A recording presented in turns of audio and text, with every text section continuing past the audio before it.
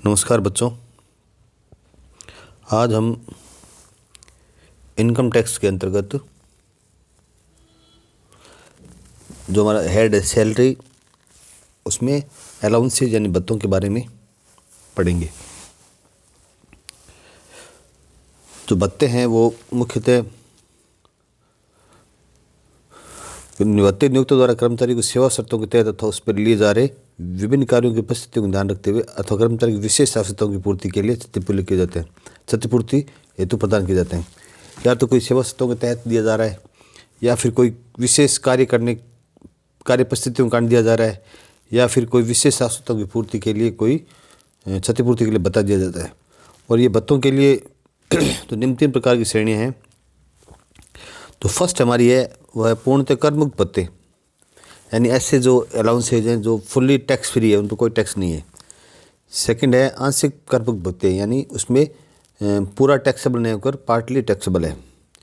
और third point हमारा है पूर्णतः कर योग्य भत्ते, यानी इस पर कोई छूट नहीं है, पूरा का पूरा टैक्सेबल है।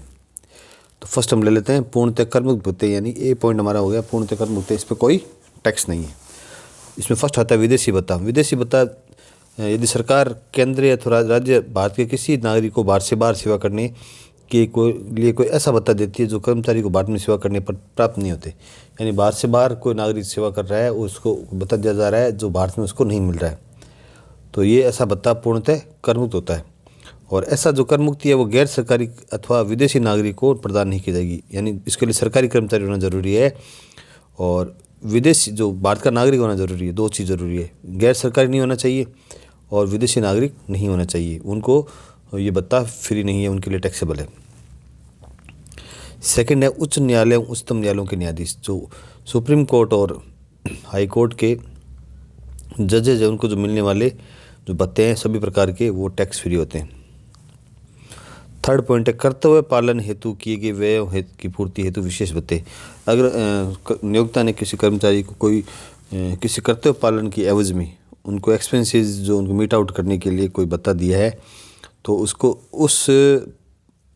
उसने जितनी राशि खर्च की है वहाँ तक का भत्ता टैक्स फ्री हो जाएगा। जैसे विशेष भत्ते कर्मचारी, जिसमें फर्स्ट हम यात्रा भत्ता लेते हैं, ट्रेवलिंग अलाउंसेस। नियोक्ता द्वारा कर्मचारी के दौरे अथवा स्थानांतरण के कारण की गई यात्रा को व्ययों की पूर्ति हेतु दिया गया यात्रा पूर्णतः कर मुक्त होता है। कोई टूर करके किसी सरकारी या कर्मचारी द्वारा नियोक्ता द्वारा भेजे गए काम के टूर पर जो खर्चा हुआ है उसको मीट आउट करने के लिए जो भत्ता मिलता है वो टैक्स फ्री है। और ऐसे कर्मचारी के स्थानांतरण के समय व्यक्तिगत सामान को पैक करने और नौकरी स्थान पर ले जाने पर दिए गए व्यय भी इसमें यात्रा भी माने जाते हैं। थर्ड पॉइंट है daily allowances. Second point daily allowances या डीए। वो डेली अलाउंसेज उपयुक्त यात्रा की अवधि के दौरान कर्मचारी के सामान्य दैनिक व्ययों की पूर्ति हेतु दिया गया भत्ता छूट, यानी जो ये इसके लिए जो दैनिक व्यय किया जाता है इस यात्रा हेतु वो भी कर मुक्त होता है। थर्ड है सवारी भत्ता, कन्वेंस अलाउंस। नियोक्ता द्वारा कर्मचारी को उसके कर्तव्य पालन के लिए किए गए सवारी व्ययों की पूर्ति हेतु दिया गया भत्ता पूर्णतः कर मुक्त है। वो कोई उस विशेष कार्य दिया गया उसको पूरा करने के लिए सवारी भत्ता के जो व्ययों की पूर्ति हेतु दिया गया भत्ता वो टैक्स फ्री होता है। और इसमें ऑफिस से घर और घर से ऑफिस आने के लिए किए गए सवारी व्ययों का भत्ता ये टैक्स फ्री नहीं है। घर से ऑफिस, ऑफिस से घर आने के लिए ये भत्ता मिलता है तो वो टैक्स फ्री नहीं है। फोर्थ है सहायक भत्ता। नियोक्ता द्वारा कर्मचारी को कर्तव्य पालन में सहायता के लिए सहायक रखने के व्ययों की पूर्ति हेतु दिया गया भत्ता। और अपने असिस्टेंस के लिए कोई असिस्टेंट रख ले तो उसका भी सहायक जो भत्ता मिलता है वो टैक्स फ्री है। अब शैक्षणिक या अनुसंधान भत्ता, एकेडमिक और रिसर्च अलाउंसेस। शिक्षण संस्थाओं एवं अनुसंधानों में शिक्षण, अनुसंधान एवं प्रशिक्षण को प्रोत्साहन देने के लिए दिया जाना भत्ता ये टैक्स फ्री है। अब यूनिफॉर्म अलाउंसेज। नियोक्ता द्वारा कर्मचारी को कर्तव्य पालन के दौरान पहने जाने वाली वर्दी, पोशाक, क्रय, रख रखाव हेतु दिया जाना भत्ता कर मुक्त है। जैसे पुलिस डिपार्टमेंट है, अदर कोई डिपार्टमेंट जिन पर वर्दी होती है तो उनको जो वर्दी भत्ता मिलता है वो टैक्स फ्री है। संयुक्त राष्ट्र संघ के किसी संगठन से प्राप्त भत्ता कर मुक्त होता है। संघ लोक सेवा आयोग के जो अध्यक्ष या सदस्य को मिलने वाला निम्नलिखित भत्ते कर मुक्त होते हैं, जैसे वाहन भत्ता है, नियामक भत्ता है, ये सब टैक्स फ्री है। 60 सदस्य राज्यों में अध्यापकों व प्रोफेसरों को प्राप्त भत्ते नियुक्ति से 2 वर्ष तक कर मुक्त होते हैं। सार्क सदस्य देश है उसमें अगर कोई प्रोफेसर या अध्यापक की नियुक्ति हुए भत्ते से उपरांत भत्ते होते हैं वो 2 साल तक टैक्स फ्री होते हैं। ये हमारा फर्स्ट पॉइंट कंप्लीट हो गया। अब सेकंड पॉइंट है आंशिक कर्मक भत्ते, यानी इसमें कुछ भाग टैक्स फ्री होगा, कुछ भाग टैक्सेबल होगा। फर्स्ट हमारा है मकान किराया भत्ता, house rent allowances. House rent जो मकान किराया भत्ता मिलता है मकान किराया चुकाने के लिए, उसमें हमारे पास 3 पॉइंट है। उन 3 पॉइंटों में जो सबसे कम आएगा उसमें उसको हम मकान संपत्ति जो मकान किराया भत्ता है उसकी राशि में से उसकी छूट दे देंगे। फर्स्ट हमारा पॉइंट है संबंधित अवधि के लिए मकान किराए भत्ते की वास्तविक प्राप्त राशि, जो एक्चुअल में हमें हाउस रेंट अलाउंस मिला है, HRA। फर्स्ट पॉइंट हमारा HRA होगा। सेकंड पॉइंट होगा संबंधित अवधि के चुकाए गए मकान किराए उस संबंधित अवधि के वेतन के 10% पर अधिक है, यानी रेंट पेड माइनस सैलरी का। सेकंड पॉइंट हमारा होगा rent paid minus 10% of salary. ये हमारा सेकंड पॉइंट हो जाएगा। थर्ड पॉइंट है यदि मकान मेट्रो सिटीज में जैसे दिल्ली, मुंबई, कोलकाता और चेन्नई में हो तो संबंधित अवधि के वेतन का 50% और इसके अलावा दूसरी जगह तो 40%। तो फर्स्ट पॉइंट HRA हो गया और सेकंड पॉइंट हो गया rent paid minus 10% of salary. Rent paid minus 10% of salary. Third point 50/40% of salary. ये 50% तो मेट्रो सिटीज़ के लिए और 40% अदर सिटीज़ के लिए। अब एक बात है जो इसमें सैलरी ली है, वेतन से क्या तात्पर्य इसमें संबंधित अवधि से आशेष अवधि से जिसमें करदाता किराए के मकान में रह रहा हो। संबंधित अवधि से मान लो 6 महीने रहा तो 6 महीने ले लेंगे, 4 महीने 7 महीने ले लेंगे, जो टाइम होगा वो आ जाएगा। अब जो सैलरी से क्या तात्पर्य, सैलरी से तात्पर्य वेतन से तो आशय मूल वेतन यानी बेसिक पे आ जाएगी एक तो, प्लस महंगाई भत्ता यानी DNS अलाउंस ये भी आ जाएगा यदि सेवा शर्तों के अनुसार शामिल किया जाता है। और थर्ड है कमीशन कोई हो सैलरी पर वो इसमें ऐड कर देंगे, कमीशन ऑन सेल्स। ये 3 चीज़ मिला के हमारा सैलरी होगा। इसका जो निकालेंगे 10% और 40% या 50% इसका निकालेंगे। और एक चीज़ और है,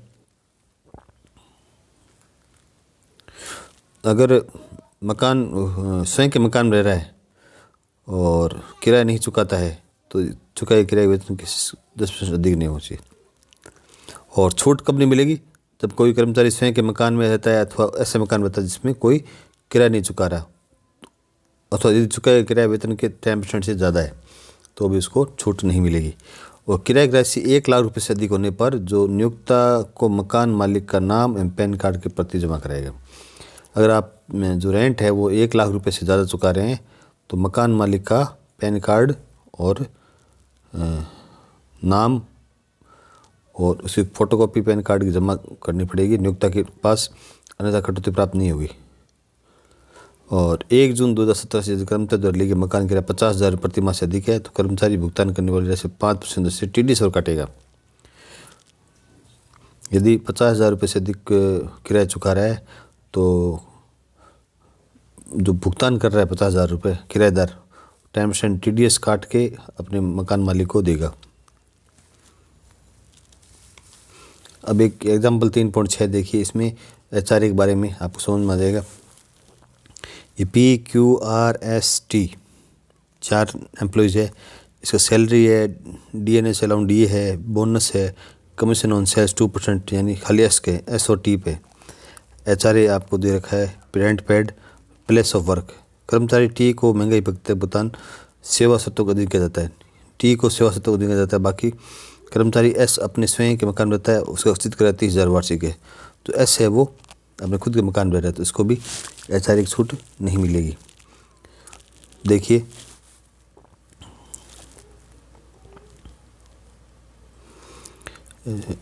तो HRA इशूड आ जाएगा। पहले HRA इशूड 5,000, 25,000, 6,000, 20,000, 15,000, 40% और 50% ऑफ सैलरी। कर्मचारी S के लिए मकान किराए की भत्ते संपूर्ण राशि करे क्योंकि वो खुद का मकान रह रहा है तो S के लिए तो जो एग्जाम्प्ट फ्रॉम टैक्स है वो नहीं होगा क्योंकि ये rent paid minus 10% of salary है, तो यहाँ पे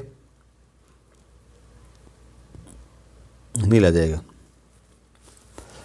जो 40% और 50% सैलरी के लिए लेंगे तो वो इसमें क्या करना पड़ेगा, सैलरी प्लस डीए और कमीशन जोड़ना पड़ेगा। तो 40 और 5 45,000 रुपये पी के लिए 40,000 जुड़ेगा प्लस 5,000 45,000 का 10% लेंगे। तो ये रेंट पेड इसने कितना चुका है, 6,000 चुका है, और 10% ऑफ 4500 तो 1,500 रुपये इसमें आ जाना चाहिए। Rent paid minus 10% of salary. देखिए 1 मिनट की, रेंट पेड तो सैलरी 40,000 है, डीए 5,000 है और 45,000, और कमीशन ऑन सेल्स 2% ऑफ। इसमें एक चीज़ देखिए आप, जो महंगाई भत्ता है वो ओनली टी के लिए सेवा शर्तों का अधीन है, बाकी सब के लिए सेवा शर्तों का अधीन नहीं है।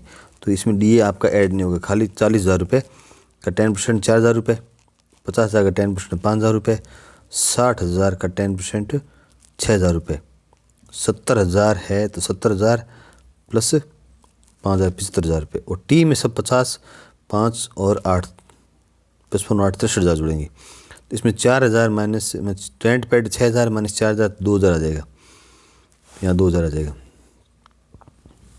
इस प्रकार ये हम निकाल लेंगे, और इसका भी 40% या 50%। तो इसमें देखिए आप 50% किस में आएगा, जैसे ये इंदौर है तो इसमें 40% आ जाएगा, ये जयपुर इसमें 40% आ जाएगा, कोटा में 40%, दिल्ली में 50% आएगा, मुंबई में 50%, यानी एसओटी में 50% आएगा, बाकी सब में 40% आएगा। तो ये हम ले लेंगे, यानी बेसिक प्लस डीए किस में खाली टी के जुड़ेगा, और एस में बोनस एसओटी में कमीशन वो जुड़ेगा, बाकी सब में इन सब में खाली डीए आएगा, ये खाली बेसिक सैलरी आएगी, P Q R basic salary, और एस में डीए जुड़ेगा और टी में डीए नहीं जुड़ेगा, खाली कमीशन जुड़ेगा, और एस में तो कमीशन भी जुड़ेगा और डीए भी जुड़ेगा। तो इसमें आपको एग्जाम्प्टेड आ गया विच एवर लेस, तीनों में सबसे कम कौन सा है।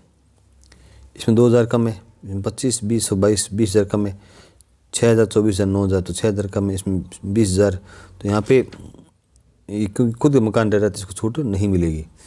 इसमें सबसे कम 13,700 छूट मिल जाएगी। अब एक एग्जांपल और देखिए, क्योंकि हमने मकान किराए का एग्जांपल कर लिया है तो हम आगे चलते हैं।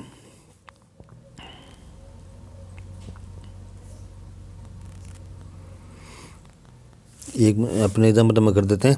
3.8 देखिए, Anurag Basu Dhampur sugar mills limited Chennai में, तो चेन्नई में है तो 50% ऑफ सैलरी आएगा। लेखा अधिकार रूप में नियुक्त हैं। गत वर्ष 19-20 के लिए उन्होंने एक वेतन की अग्रिम सूचना उपलब्ध है। बेसिक सैलरी आपको दे रखी 5500 रुपये पर मंथ से, और 2,500 रुपये forming part of the basic salary 2,500 per month है। Commission 3% on sales for the year 9,000 per annum है। हाउस रेंट अलाउंस है 3,000 पर एनम पर मंथ है, और actual rent paid up to December तक 2,000 है, दिसंबर से आगे 4,000। तो हम इसमें दो कर लेंगे। पीरियड अप टू 31/12/2019, क्योंकि ये 19 तक 2,000 रुपये और इसके बाद में 3 महीने वो 4,000 रुपये। तो HRA रिसीव देखिए 27,000 और 9,000, क्योंकि ये HRA वो पर मंथ 3,000 है, तो ये 9 महीने 27,000 हो गए, और ये 3 महीने 9,000 रुपये हो गए। Exempted list of the in तीनों में सबसे कम एक्चुअल HRA 27,000 इसमें, और rent paid over 10% of salary 1100। तो रेंट पेड क्योंकि ये 2,000 पर मंथ से है तो 9,000 इंटू 9 मंथ है तो इंटू 2 18,000 रुपये हो गए, माइनस 10% ऑफ सैलरी, यानी सैलरी का 10%। तो सैलरी का 10% करेंगे तो वर्किंग नोट देखिए, सैलरी में क्या होगा 5500 इंटू 9 होंगे, क्योंकि 9 महीने, प्लस DA भी 2,500 इंटू 9 होंगे, और जो 9,000 पर एनम है कमीशन उसका 9/12 करेंगे तो हमारा 78,750 रुपये सैलरी आ जाएगी। इसका हम लेंगे 10%, और रेंट पेड माइनस 10% करेंगे तो 10,125 आ जाएगा। और यहाँ लें 12,000 माइनस 10% ऑफ 26, तो पीछे बचेगा 26,250, इससे निकालना पड़ेगा, क्योंकि पीछे 5500 इंटू 3 महीने बच गए, 25 इंटू 3 DA के, और 9,000 इंटू 3/12 कमीशन के, तो यहाँ पर 26,250 रुपये। तो इन 26,000, क्योंकि ये चेन्नई में है, मकान किराए की बत्ती कर ऐसी ये मानते हुए गणना कीजिए कि चेन्नई के पास एक गांव में रहता है, तो गांव में रहता है तो वो इसको 40% ले लेंगे। चेन्नई में रहता है तो 50%, चेन्नई में तो चेन्नई से बाहर है तो 40%। तो इन तीनों में सबसे कम 10,125, तो इसको 10,125 की छूट मिल जाएगी। 16,875 रुपये हमारा टैक्सेबल एचआर आ जाएगा। हम इसमें निकालें तो एक्चुअल हमारा रेंट डी है वो 3,000 से 3 महीने की जो एचआर है 9,000 रुपये हो जाएगा। और ऐसे निकालें 10% ऑफ सैलरी तो ये 26,250 है, इंटू 10% करेंगे तो 2,650, तो 12,000, ये 10% 12,000 तो है ही रेंट पेड, क्योंकि 4,000 इंटू 3 करेंगे 12,000 माइनस 10% ऑफ सैलरी, 10% ये हम इसका लेंगे तो लेस करने पर 9,375 रुपये, और 40% सैलरी इसका 40% निकालेंगे तो 10,500। तीनों में सबसे कम है 9,000 रुपये, तो 9,000 छूट मिल जाएगी। तो 9,000 मिले थे, 9,000 छूट होगी तो यहाँ पे नील हो जाएगा। अब नेक्स्ट देखिए मनोरंजन भत्ता। तो ये इसके लिए कटौती होने के लिए इस भत्ते की संपूर्ण राशि एक बार सकल वेतन में सम्मिलित कर दी जाती है। तत्पश्चात इस संबंध में वेतन सकल कुल आय में से कटौती दी जाती है। इस भत्ते की कटौती संबंधी प्रावधान को लेकर कटौती शीर्षक है उसमें जो एंटरटेनमेंट अलाउंस की छूट मिल जाती है। निश्चित सीमा तक व्यक्तिगत व्ययों की पूर्ति के लिए विशेष भत्ते। अगर अन्य प्रकार के भत्तों के लिए केंद्र सरकार द्वारा समय समय पर आदेश जारी करके विशेष सीमा तक कर मुक्त करता है, तो निश्चित सीमा तक इसे किया जाता है।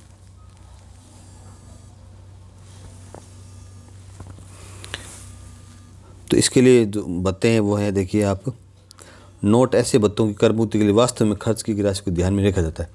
तो आपको जो पिछ थे जैसे डीए है, वो डेली अलाउंसेज है, टीए है, ट्रेवल अलाउंसेज, जो एक्चुअल उस राशि खर्च की वहाँ तक टैक्स फ्री थे। अब जो ये एक्सपेंसेज है उनके अगर एक्सपेंसेज अमाउंट कम है तो भी वह टैक्स फ्री माना जाएगा।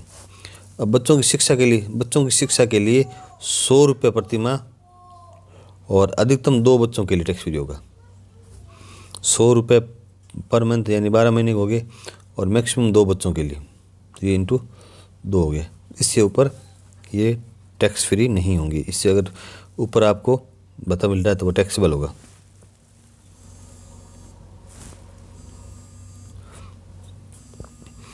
बच्चों के छात्रावास व्ययों के लिए भत्ता। यह भत्ता कर्मचारी के बच्चों के छात्रावास व्ययों की पूर्ति के लिए नियुक्त द्वारा स्वीकृत जाता है। अगर हॉस्टल अलाउंसेज मिल रहा है तो 300 रुपये प्रति माह है, वो भी 2 बच्चों के लिए मैक्सिमम है। इससे ऊपर टैक्सेबल हो जाएगा। जनजाति क्षेत्र भत्ता, ट्राइबल एरिया अलाउंसेज है तो 9 राज्यों में 200 रुपये प्रति माह तक करमुक्त होता है। 6 राज्यों में पूरा कर योग्य होता है। तो ये 9 राज्यों में 200 रुपये प्रति माह करमुक्त होता है, और 6 राज्यों में पूरा कर योग्य होता है। जो 9 राज्य कौन कौन से? मध्य प्रदेश है, उत्तर प्रदेश है, बिहार, पश्चिम बंगाल, आसाम, त्रिपुरा, उड़ीसा, तमिलनाडु और कर्नाटक। इन 9 राज्यों में 200 रुपये प्रति माह तक टैक्स फ्री है, और बाकी जो राज्य हैं उनमें टैक्सेबल है। फिर अगला है परिवहन भत्ता। यह भत्ता नियुक्त द्वारा कर्मचारी को निवास से कार्यालय तक आने जाने के व्ययों की पूर्ति हेतु किया जाता है। अंधे, गूंगे, बहरे अथवा शारीरिक रूप से विकलांग कर्मचारियों के लिए 32 रुपये प्रति माह तक कर मुक्त होता है। यदि अन्य कर्मचारियों को भत्ता मिलता है उसके लिए पूर्णतः कर योग्य होता है। केवल ये अंधे, गूंगे, शारीरिक रूप से विकलांग कर्मचारियों के लिए भत्ता ये टैक्स फ्री है, बाकी सबके लिए कर योग्य है। कोयला खनन कार्य भत्ता, तो ये 800 प्रति माह तक कर मुक्त है। यातायात संस्थाओं के कर्मचारियों को यातायात संचालन भत्ता मिल रहा है, तो वो इस भत्ते की देय राशि का 70% और 10,000 प्रति माह दोनों में से कम में वो टैक्स फ्री हो जाएगी। संयुक्त या मिश्रित प्रवृत्ति क्षतिपूर्ति भत्ता, अलग अलग क्षेत्रों के लिए इस भत्ते की कर मुक्त राशि निम्नानुसार 300 से 7,000 प्रति माह के बीच हो सकती है। जम्मू कश्मीर सियाचिन क्षेत्र में तो 7,000 प्रति माह, 9,000 फीट से अधिक ऊंचाई वाले क्षेत्र में 800 प्रति माह। इन क्षेत्रों में मणिपुर, अरुणाचल प्रदेश, सिक्किम, उत्तर प्रदेश, हिमाचल प्रदेश और जम्मू कश्मीर के कुछ क्षेत्र सम्मिलित हैं। सी पॉइंट है, समुद्र तल से 1,000 फीट से अधिक ऊंचाई वाले क्षेत्र जो उपयुक्त बेस में नहीं, उनसे 300 प्रति माह तक फ्री है। फिर एक कार्य क्षेत्र क्षतिपूर्ति भत्ता, कंपनसेटरी फील्ड एरिया अलाउंसेज। कुछ विशेष क्षेत्रों में जैसे अरुणाचल प्रदेश, सिक्किम, उत्तर प्रदेश, जम्मू कश्मीर कुछ क्षेत्रों में और मणिपुर व नागालैंड के समस्त क्षेत्रों में काम करने पर इस प्रकार का भत्ता 26 रुपये प्रति माह तक कर्मक होता है अधिक कर योग्य। अगर आपको ज़्यादा मिल रहा है टैक्सेबल हो जाएगा। 26 रुपये कर्मक जो प्रति माह तक टैक्स फ्री है। संशोधित कार्य क्षेत्र प्रति भत्ता compensatory modified field area allowances, तो इसमें यह भत्ता कुछ विशेष क्षेत्रों जैसे पंजाब, राजस्थान, हरियाणा, हिमाचल प्रदेश, अरुणाचल प्रदेश, असम, सिक्किम, पश्चिम बंगाल, उत्तर प्रदेश, जम्मू कश्मीर कुछ क्षेत्रों में और मिजोरम, त्रिपुरा के समस्त क्षेत्रों में 1000 रुपये प्रति माह तक कर मुक्त है और आदि क्या है वो टैक्सेबल हो जाएगा। विद्रोह या उपद्रव नियंत्रण भत्ता, अगर आपको विद्रोह काउंटर इंसर्जेंसी अलाउंसेज मिल रहा है, यदि सशस्त्र सैनिक दल के सदस्यों को उनकी नियुक्ति के मूल स्थान से किसी अन्य स्थान पर विद्रोह या उपद्रव नियंत्रण तो 30 दिन से अधिक अवधि की नियुक्ति देता है तो इस हेतु उन्हें भत्ता मिलता है। ऐसा भत्ता 39 रुपये प्रति माह तक कर्म होता है, तो इससे ऊपर मिल रहा है तो टैक्सेबल है। सीमा क्षेत्र, दूरस्थ क्षेत्र भत्ता, कठिन दुर्गम क्षेत्र भत्ता, ऐसा दंग क्षेत्र भत्ता, border area allowance, remote area allowance, difficult area allowance and disturb area allowance. इसमें A, B, C, D, E, F तक श्रेणियाँ है। उनकी प्रति माह जो टैक्स फ्री राशि है वो है A में 1300 रुपये, B में 1100 रुपये, C में 1050 रुपये, D में 750 रुपये, E में 300 रुपये और F में 200 रुपये। यह आपको क्वेश्चन दे रखा होगा तो हमें ये हिसाब से इसको छूट देनी पड़ेगी। अब अगला है उच्च दबाव क्षेत्र विषम परिस्थिति भत्ता, हाई एल्टीट्यूड अनकॉन्टिजेंटल क्लाइमेट अलाउंसेज। यह भत्ता केवल सशस्त्र सेवा दल के उन कर्मचारियों को मिलता है जो 9000 फीट से अधिक ऊंचाई पर काम कर रहे हैं। 9000 से 15000 फीट की ऊंचाई पर काम करने दिशा में 1060 प्रति माह तक टैक्स फ्री है और 15000 फीट से ऊपर काम कर रहा है तो 1600 प्रति माह तक टैक्स फ्री है। अधिक क्रियाशील क्षेत्रों में काम करने के लिए विशेष भत्ता special compensatory highly active field area allowances, उसमें लिए ये भी सैन्य बलों को मिलता है और 42 प्रति माह तक टैक्स फ्री है। लास्ट है द्वीप नियुक्ति संबंधी भत्ता आइसलैंड ड्यूटी अलाउंसेज, तो ये 3250 रुपये प्रति माह तक।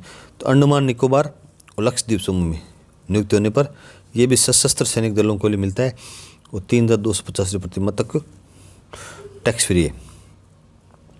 अब जो भत्ते हैं पूर्णतः कर योग्य भत्ते, यानी इनमें कोई भी छूट नहीं है। जैसे डी है DNS अलाउंसेज है, सिटी कंपनसेटरी अलाउंसेज है, रूरल अलाउंसेज है, मेडिकल अलाउंस है, सर्वेंट अलाउंसेज है, प्रॉक्टर भत्ता है, वार्डन भत्ता है, प्रिजनर भत्ता है, प्रतिनियुक्त भत्ता है, एदिशम भत्ता है, अंतरिम राहत है, टिफिन भत्ता है, परिवार भत्ता है, भोजन भत्ता है, नॉन प्रैक्टिस भत्ता है, कठिन कार्य भत्ता है, दूरभाष भत्ता है, गार्ड अलाउंस है और सुरक्षा भत्ता था, कुत्ता रखने हेतु भत्ता है। इन सब के लिए कोई छूट नहीं है, ये फुल्ली टैक्सेबल है, फुल्ली टैक्सेबल है।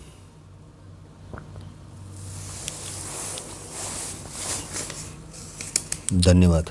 नेक्स्ट क्लास में हम अगले टॉपिक पर चर्चा करेंगे।